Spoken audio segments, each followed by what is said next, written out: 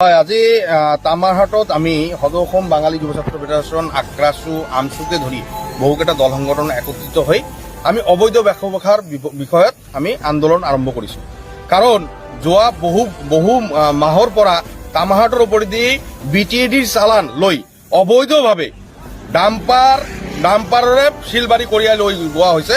আৰু এই ক্ষেত্ৰত আমাৰ যিটো ৰাস্তাৰ অৱনতি হৈছে, আমি স্কুলীয়া ছাত্ৰ ছাত্ৰীসকলে আমাক বহু কমপ্লেইন কৰিছে, তেখেতে খোজকাঢ়ি যাব পৰা অৱস্থা নাই, গাড়ী চলোৱা এটা অৱস্থা নাই।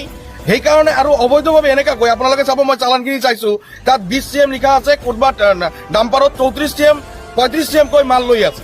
আৰু একদম অবৈধভাৱে গাড়ী লৈ পেলাই ৰাস্তাত যেনেকে ইমান স্পীডত গাড়ীখিনি চলাই আছে, এইটো আমি ৰাইজ কেতিয়া যে এক্সিডেণ্ট, ইতিমধ্যে 2জন এক্সিডেণ্ট হৈ পেলাই হাইলাকুৰ শ্ৰীৰামপুৰৰ পৰা তামাৰহাটলৈকে 2জন এক্সিডেণ্ট হৈ ঢুকালে। সেইকাৰণে আমি চৰকাৰ প্ৰশাসনক বাৰম্বাৰ ইয়াৰ আগতে আমি বাই ফোন ভাৰবিলি জনোৱাৰ পিছত এই অবৈধ ব্যৱসায়খিনি বন্ধ হোৱা নাই। আজি আমি ৰাস্তাত থিয় হোৱাৰ কাৰণটো হৈছে তেখেতে কৰিব পৰা নাই, সেইকাৰণে আজি আমি দল সংগঠনে ৰাস্তাত থিয় হৈছো।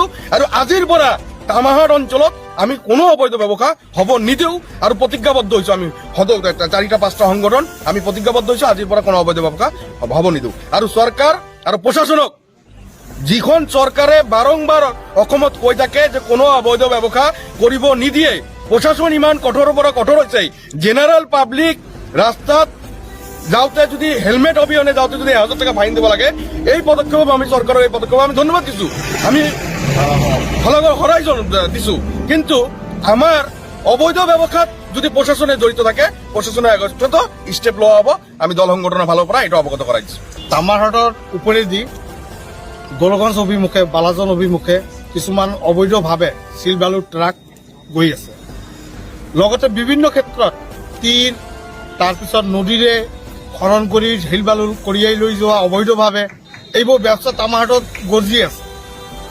এনে ক্ষেত্ৰত আমি চাই আছো যে এখন চৰকাৰ আহিছে, এই চৰকাৰে যেতিয়া দুৰ্নীতিমুক্ত অসম কৰাৰ সপোন ৰচিছে, তাৰ ভিতৰতো এইবিলাক কোন মাফিয়া, কোন দালালে এনেকৈ এই অবৈধ ব্যৱসাবোৰ চালু ৰাখিছে আৰু কাৰ উৎসাহত এই অবৈধ ব্যৱসাবোৰ ইয়াত চলে?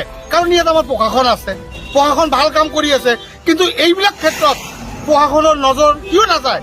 ফৰেষ্ট ডিপাৰ্টমেণ্টৰ নজৰ কিয় নাযায়? এইটো আমাৰ প্ৰশ্ন।